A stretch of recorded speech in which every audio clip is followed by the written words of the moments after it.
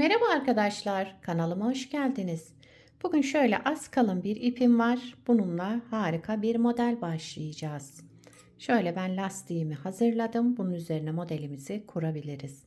Kullanacağım şişler 4,5 numara.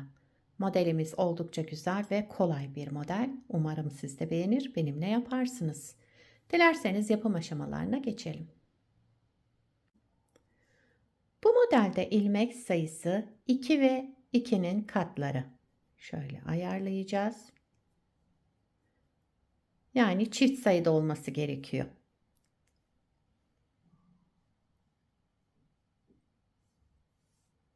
Şişimde 18 ilmeğim var. 18 ilmekle modelimi kurmaya başlıyorum.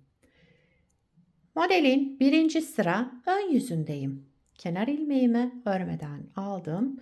Bütün ilmeklerimi ters örüyorum. Birinci sıra ön yüzünde ilmeklerimizi ters örerek devam ediyoruz.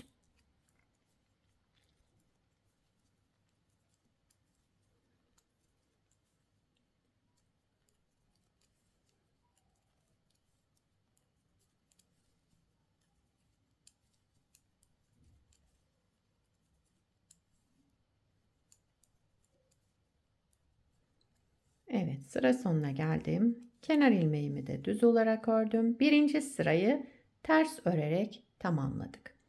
İkinci sıra arka yüzündeyim. Kenar ilmeğimi örmeden aldım. Bütün ilmeklerimi düz örüyorum.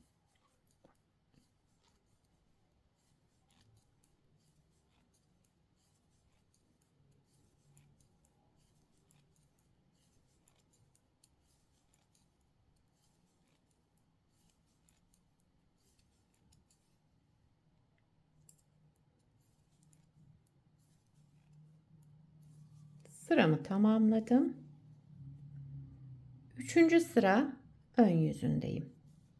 Bakın iki sıra şöyle tersimiz oldu ön yüzünde.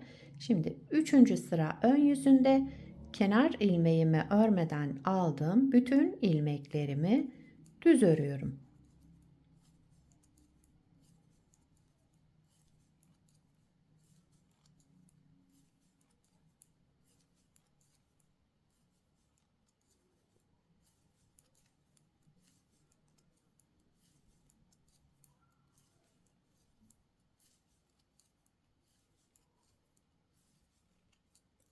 Sıramı tamamladım. İlmeklerimin tamamını düz ördüm burada. Dördüncü sıra arka yüzüne geçtim. Kenar ilmeğimi örmeden aldım. Kenar ilmeğinden sonraki ilmeğimi düz ördüm. Bir düz, bir ters, bir düz, bir ters örerek devam ediyorum. Dördüncü sıra arka yüzündeyim.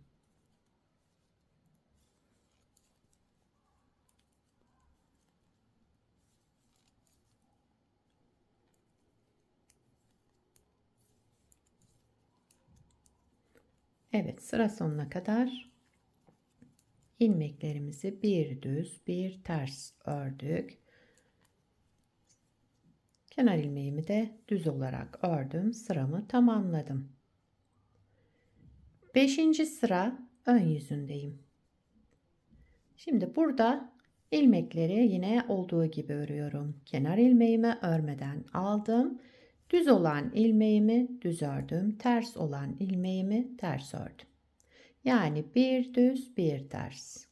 Bir düz bir ters örerek beşinci sıra ön yüzünde devam ediyoruz.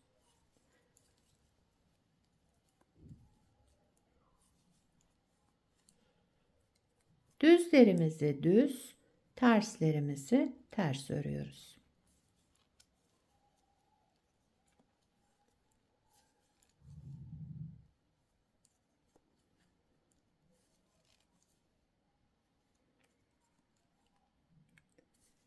Kenar ilmeğimi de düz olarak ördüm. Sıramı tamamladım. Altıncı sıra arka yüzündeyim. Son sıramız, modelimiz 6 sıradan oluşmakta. Kenar ilmeğimi örmeden aldım. Bütün ilmeklerimi ters örüyorum. 6. sıra arka yüzünde ilmeklerimizi ters örerek devam edelim.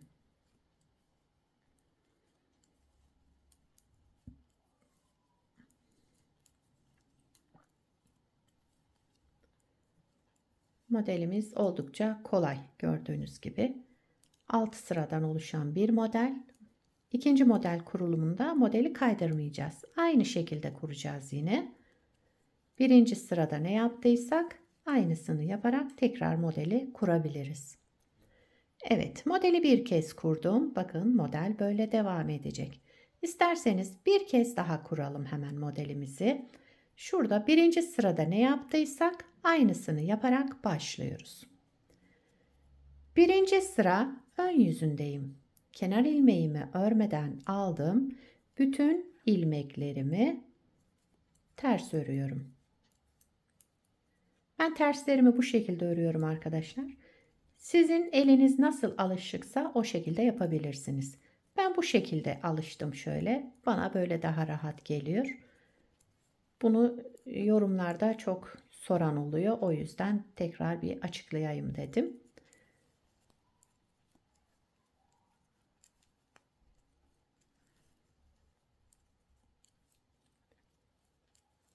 Evet, sıramı tamamladım. Birinci sıra ön yüzünde ilmeklerimin tamamını ters ördüm. İkinci sıra arka yüzündeyim. Kenar ilmeğimi örmeden aldım. Bütün ilmeklerimi düz örüyorum. İkinci sıra arka yüzünde ilmeklerimizi düz örerek devam edelim. Bu modeli yeni öğrenenler bile kolaylıkla yapabilirler. Çünkü hiçbir karışık durumu yok. Evet, sıramı tamamladım. Kenar ilmeğimi de düz olarak ördüm. Üçüncü sıra ön yüzüne geçtim. Şimdi burada ilmeklerimin tamamını düz örüyorum. Kenar ilmeğimi örmeden aldım. İlmeklerimin tamamını düz örerek devam ediyorum.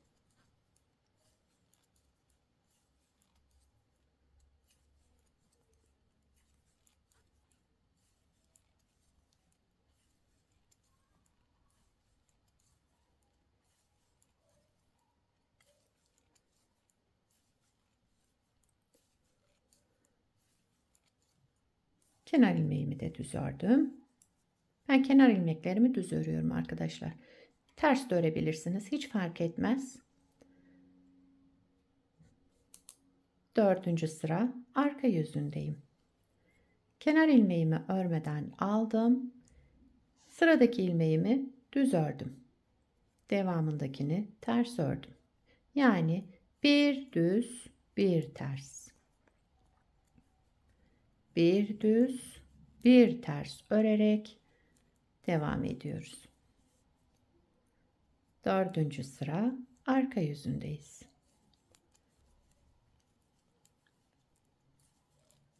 Bu modeli lastiksiz de kullanabilirsiniz. Lastiksiz direkt modeli başlayabilirsiniz. Bu parçamda şöyle lastikli göstermek istedim. Bir parça da lastiksiz hazırladım. Onu da görmeniz için. Sıramı tamamladım. Bir düz, bir ters, bir düz, bir ters örerek. Beşinci sıra ön yüzündeyim. Yine aynı şekilde örüyoruz ilmeklerimizi. Kenar ilmeğimi örmeden aldım. Düz olan ilmeğimi düz, ters olan ilmeğimi ters ördüm. Bir düz, bir ters. Bir düz, bir ters. Sıra sonuna kadar ilmeklerimizi aynı şekilde örüyoruz. Düzlerimizi düz, terslerimizi ters örerek devam ediyoruz. Beşinci sıra ön yüzündeyim.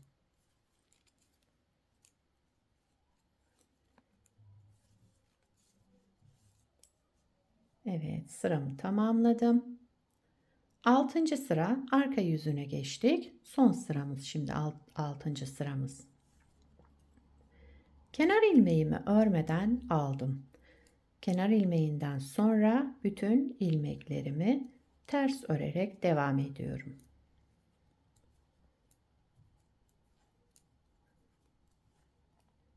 Şu şekilde ilmeklerimizi ters örerek sıramızı tamamlayalım. İlmeklerimi ters örerek 6. sıramı tamamladım. Bakın modeli 2 kez kurmuş olduk. Modelimiz böyle devam ediyor arkadaşlar. Gördüğünüz gibi gayet kolay ve güzel bir model. Hem de iki tarafında ayrı kullanılabileceği güzel modellerden. Şöyle bunu bırakayım.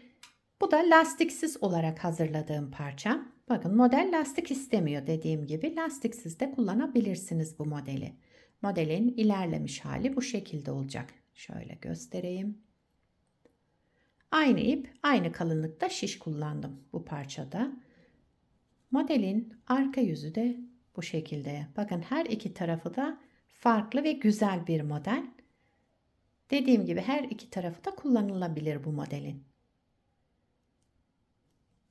Bu modelle etol şal yapımında kullanabilirsiniz modeli. Her iki tarafı da kullanılabildiği için. Atkı, bere yapımında kullanılır. Bebek battaniyesinde, yelek, hırka, süveter hepsinde kullanılabilecek güzel bir model. Bebek örgülerinde, çocuk örgülerinde, yetişkin örgülerinde hepsine uygun bir model.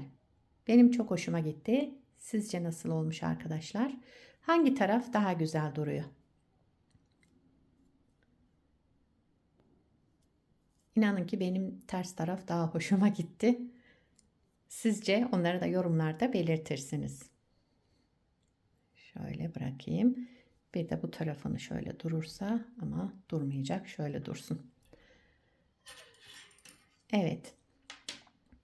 Beni buraya kadar izlediyseniz bir beğeni yapmayı, yorum yapmayı, beni desteklemeyi unutmayın arkadaşlar. Yapacak olanlara kolay gelsin. Bir sonraki videoda görüşmek üzere. Hoşça kalın.